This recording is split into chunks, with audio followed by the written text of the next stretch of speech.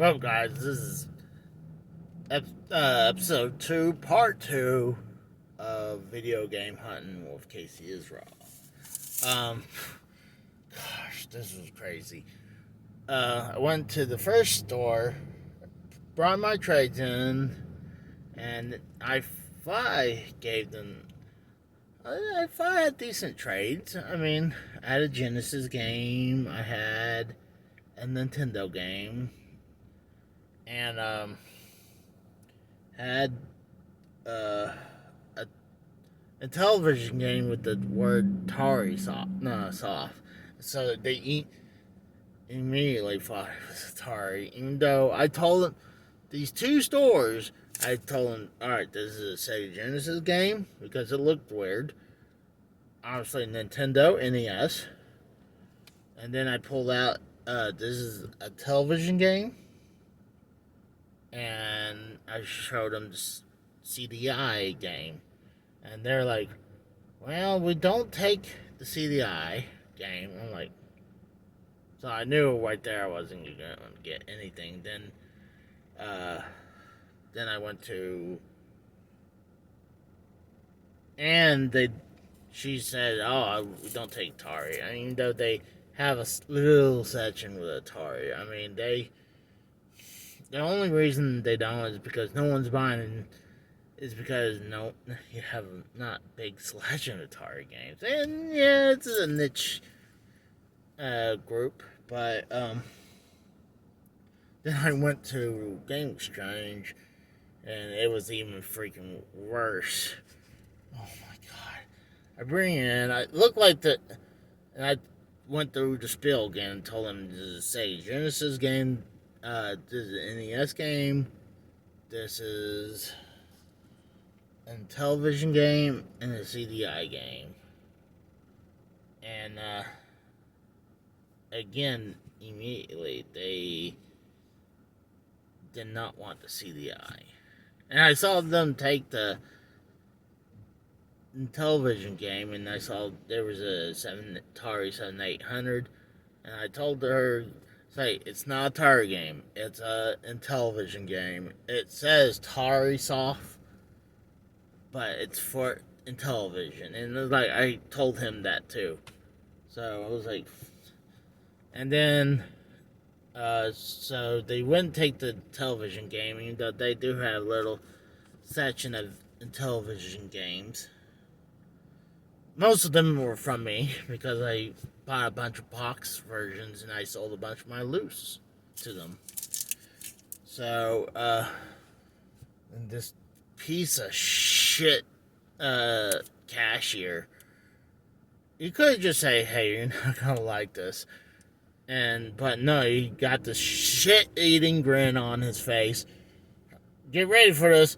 A whopping 69 cents for cash and $1 for trade. I was pissed. I like not a chance in hell.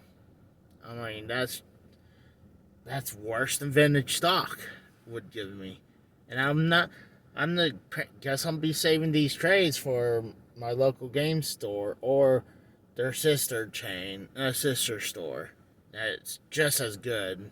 Maybe not as great as the one I always go to, but damn near close. But then I went back to the first store, and I picked up that game I was talking about, Donkey Kong Junior Math. I had $21 in cash. So I was like, I told him, hey, can I split the difference? And they're like, yeah, sure. It's in pretty decent shape, so I'm pretty happy about that. They offered to clean it. It looks pretty clean. And today happens to be free comic book day. I figure why not pick these up. You got, looks like Dark Arc Instinct. Looks pretty badass. Critical Role Vox Machine Origins. Looks like something like Final Fantasy. Archie Blue Ribbon presents Riverdale: The Tide That Bind. pretty much a modern version of Archie comics, and the best two ones. You got Blade Runner 2019 and Street Fighter 100. Actually, I got some comics from them before. Originally, I wasn't thinking about picking them up because last time I really just didn't. I just put them away. I might send that to my nephew, who's a big comic book person, like his father, like my brother. I mean, me and my brother used to read comic books, especially like X-Men, Punisher, Batman, Superman. I remember back in the day when Superman comic book where Superman dies, and that comic book at that time frame in the 90s went for $100. Then when they sold it, I was like, oh my god, you get it now. You figure over 20 plus years now, that should be a hell of a lot more. I guarantee you that ain't nowhere near that $100 price point anymore. But yeah, I'd probably just give that to my nephew. If he's not, maybe I'll see if any of you guys want these. But I'm gonna first check with my nephew, and then if not, I'll probably send it to someone. Because I figure, why not? I mean, it's free. We give it to you free. So, yeah, I wish I had paid, got at least $20 for all that. I couldn't believe it. Like, I was shocked even Game Exchange wouldn't take two of those games. I mean, the Philips CDI, you figure they just didn't want to deal the. I guarantee. Well, they were both seems like people who didn't want to do their fucking jobs anyways. They were like, they didn't want to look it up. I guarantee you that's the whole deal. They just didn't want to look it up. They want to look up the easier ones like the NES game and say Genesis. I guarantee you that retard at Game Exchange, if I didn't tell him what console the Sega Genesis cart goes for, he would have a problem like that one woman.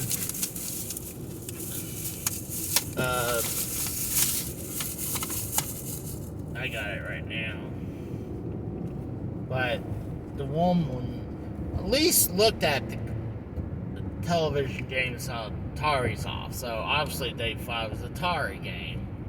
I can understand that. But she doesn't know, like I know, during that time, a bunch of these companies like Coleco Television and Atari, even Nintendo, put different games on different consoles. Because they can. What a retard! This last 2 fucking days, driving around, there's an idiot walking across the street with his phone out. I don't like just literally crossing the street. But yeah, I'm wondering if anyone realized if I wouldn't said this is a Sega Genesis game, would you guys would have figured that out? And yeah, that game is from Codemasters. Yeah, these are the same people who did the Game Genie. So I was shocked that they wouldn't. I knew when they didn't take the television game, I was like, okay, this is gonna be shit. Especially when they didn't take the Philips CDI. It's not a game, it's a software, like I said before.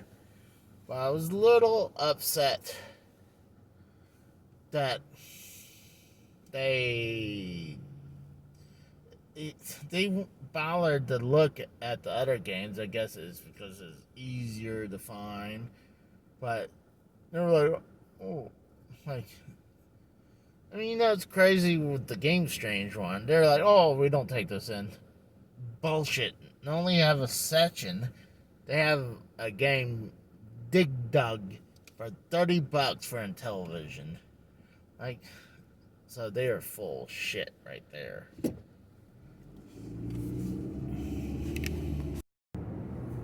Alright, now the new game plan after this. Actually, it's been a lot that I probably shouldn't do anymore, but at least look. I mean, I would like to go check my local game store that I love going to.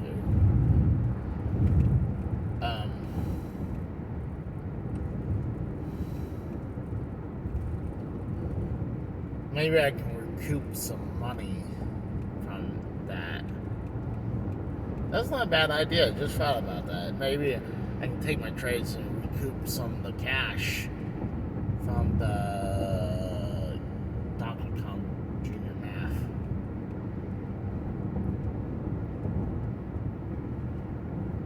But I'm sorry about the other episodes where I was kind of watching back and I heard clinking with my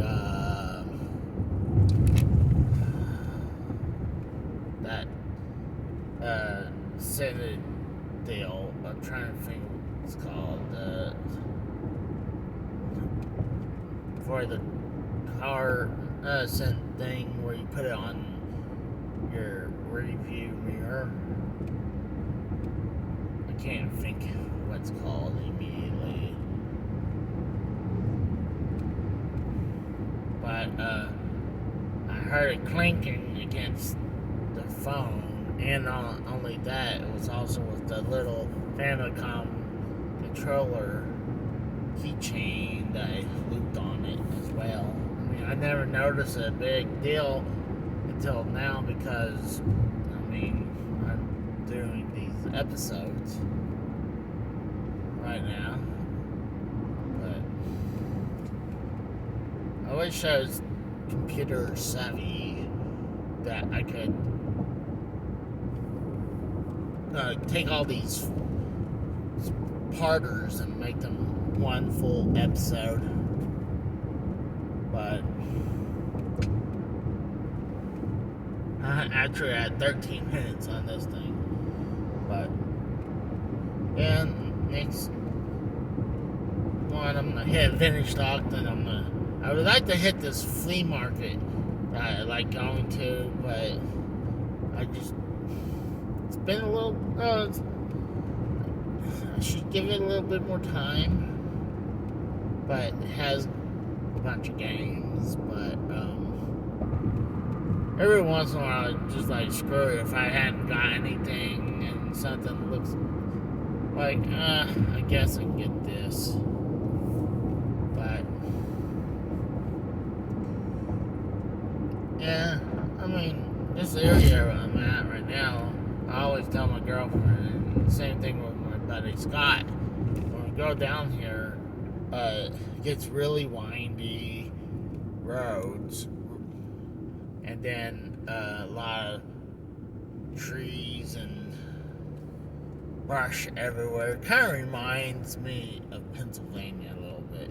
And when you kind of see a little dip, it really kind of reminds me of Pennsylvania. Because it has a bunch of windy roads, the dip, the woods everywhere. Like I said, not only I miss the video game shopping up north in Pennsylvania, I mean, it's a beautiful state, though, as well. I mean, like Jim Thorpe is gorgeous looking. I highly suggest if you're going to be in the east side of Pennsylvania, check out Jim Thorpe. Very beautiful town. Has some history with it. And if you were wondering, Jim Thorpe is not an old athlete back in the early 1900s. Yes, it is. The town used to be called Munchunk. And actually, if you find some stuff, they'll still call themselves Munchunk. But what's wild, when I was up there in Pennsylvania, there was a lawsuit with Jim Thorpe's son trying to, or either his son or grandson, trying to bring back his body from where Munchunk, or Jim Thorpe, you call it, bring it back to Oklahoma, because he is in Oklahoma. He's an Okie. But, I know the guy who sued this, the township, died, and I think once he died, I bet the lawsuit died with him. Because I hadn't heard anything about it since after his death. So, I like rambling and telling you guys my stories all the time. Hopefully you guys enjoy listening to these. I really do wish I could bring in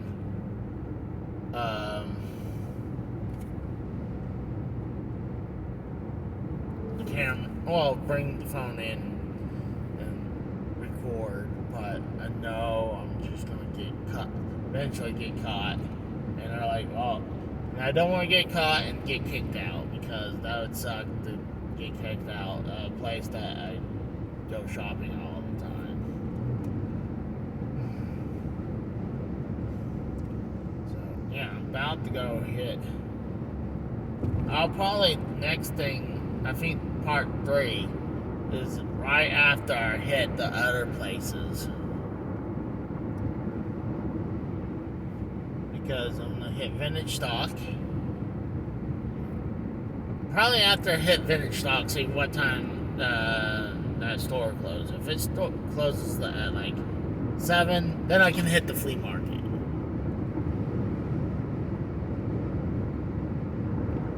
But if it closes at 6, I'm gonna have to run from Vintage Stock about 30 minutes away to get my local game store that is not open on Sundays. And I think he does close at 6. I mean, since the whole pandemic, they close it. They used to be open at like 9-ish, maybe 10.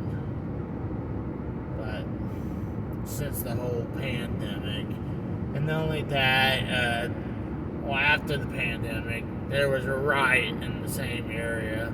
And what sucks is that every once in a while there's some stupid people do stupid stuff in there. Like, I remember one time watching a footage of someone. What sucked that they brought out like 2 consoles and let a person look at it. Luckily, they don't do that no more. They have a case where they put the game systems, so you can look from there instead of looking at another case. But yeah, they pretty much just shoplift the systems. That sucks. And then you get some idiots like break their window. Not the window, their glass door. I'm like, really? Well, because they didn't give you $1 billion for your sport games. I mean, the guy has to make money. And here's a pro tip to you guys. This is coming from, I know from the retail side, and I know from these people gotta make money. So you're like, oh, well, mean, if it's worth this, why can't you give me that? I mean, well, then they're not going to make any money at all. They can at least make some money off of it. So, if I can at least get half what's worth, I'm okay with. So, yeah, usually this local game store does really good by me. Every once in a while, there'll be something I wish they would do something for me. Like, there was one point they had a Famicom disc system and a bunch of disc games.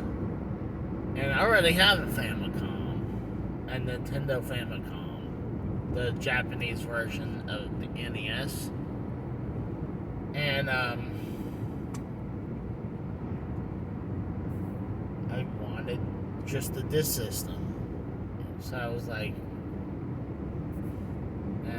can you split it? I mean, I'll buy the disc system and I'll buy some games. Like, nah, we like to sell it all together. I'm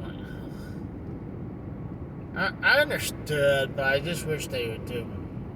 They know me now. I think nowadays they would probably give me a deal because they know I'm going to spend money there or bring product in